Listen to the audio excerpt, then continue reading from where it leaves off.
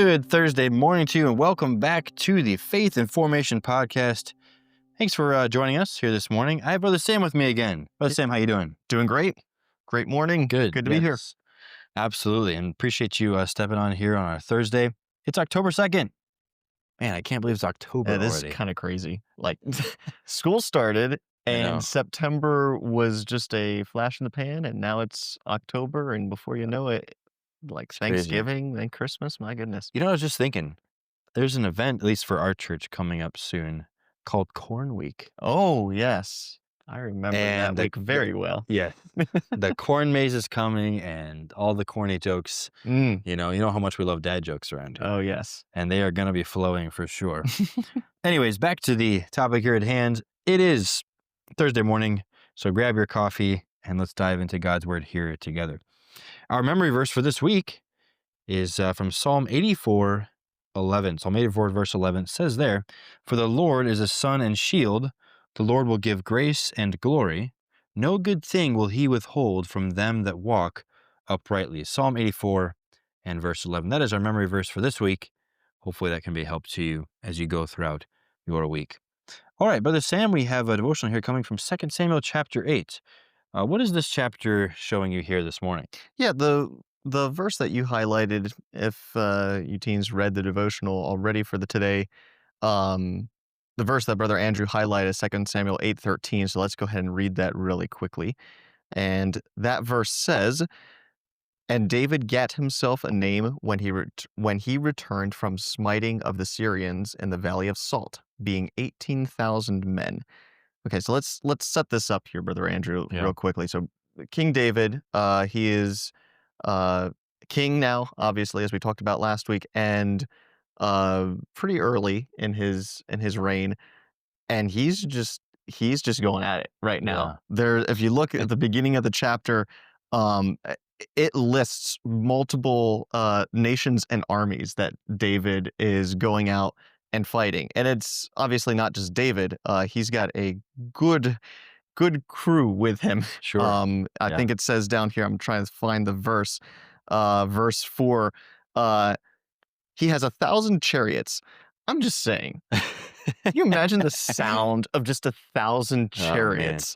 1,000 chariots, 700 horsemen, and 20,000 footmen. I mean, that is an army. Yeah. That is a huge army. And so David's going through, and it talks about him slaying the Philistines, the Syrians, and so as it goes through, he is winning these battles, and as you pointed out through this verse and everything, David is getting quite the reputation of not just a king, not just a godly leader that is leading the nation in the right way, but a valiant warrior. Yeah. And I think the thing too is we talked about last week how David was being blessed of God because he was doing the right things. And you can see actually very briefly, even through this, it's actually, I find it kind of funny. You see one of the groups of people, when they're hearing about David and winning all these victories, they basically get scared, and so they say, "Let's send David these gifts. Let's try to appease this man before he kills us and everything." And so that says, and Joram brought this is the end of verse 10. Joram brought him vessels of silver and vessels of gold and vessels of brass. And verse 11 it says, "Which also King David did dedicate unto the Lord with the silver and gold that he had dedicated of all nations which he had subdued." So it shows that even the spoils of war, David is still not thinking to himself like, "Oh, this is mine." He knows that this is God giving him the victory, and he's dedicating essentially the spoils of war back to God. Sure. Which is just really cool to see David's humility still, and surrender and service to Lord through all of this. Yeah, absolutely. That's a great point. Even with all of that, we're very far removed from war. Yeah. Our time period, our generation living here in the United States, but understanding that even in all of that, bloodshed that's going on, he's conquering these lands, and then giving to the Lord still, doing all that kind of all those kind of things could really put some pride in Mhm. someone.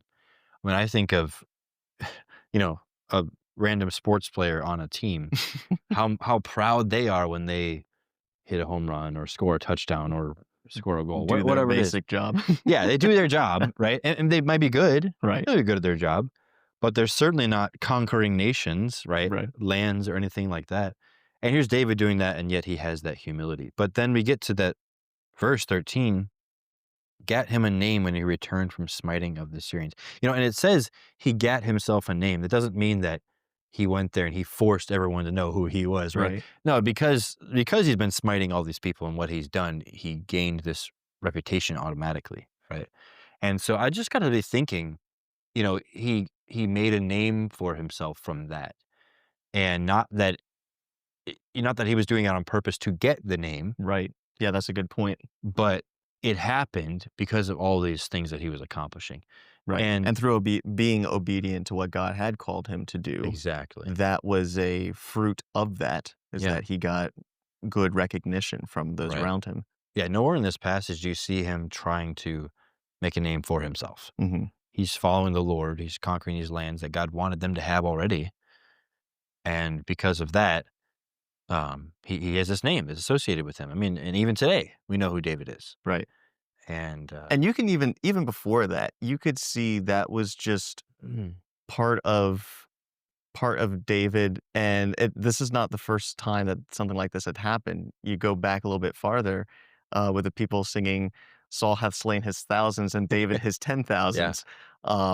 And people were recognizing David even back then as being a mighty, warrior, servant of the Lord. Mm, But David was not, "Here, let me lead them in song in yeah. my Right. name over our king," right? Like, Yeah. Yeah. that was Exactly. none of David's doing. He was just being obedient and doing what he believed was right. Yeah.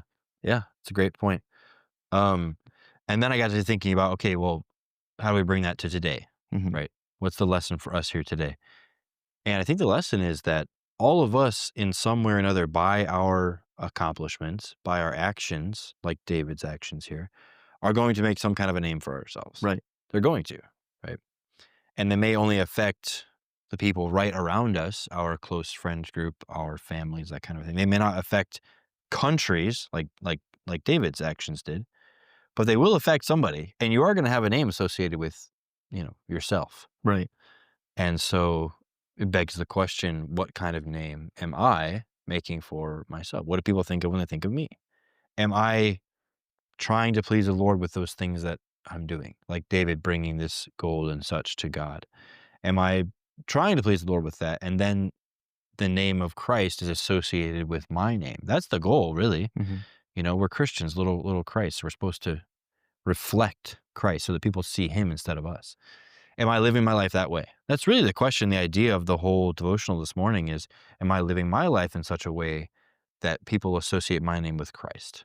Yeah. That's what I want to be known for, right? When people look at me, when they see me, hey, that guy loves the Lord. Hey, he knows his Bible. Whatever it is, I want to be associated with Christ. Yeah, and I think you brought up a good point too. Like when people look at you, they're gonna see something. Your Yeah, name's gonna be associated with something. And if it's not Christ, it can't just be, "Oh, well, we don't see anything." They're right. seeing something. And if Yeah, it's not Christ, then what is it? And that's not good at that point if they're not seeing Christ or godly attributes or things that would point them to see Christ in us. yeah, yeah. Another great point.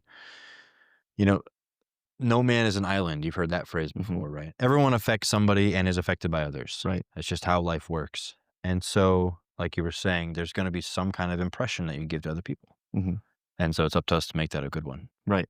Yeah, and I think the important thing too is like Mm. when we're talking about being a good influence and having a good impression, what do others see in you so that, it might, yes, we're talking about leadership, but this is not just applying for upperclassmen in the youth group.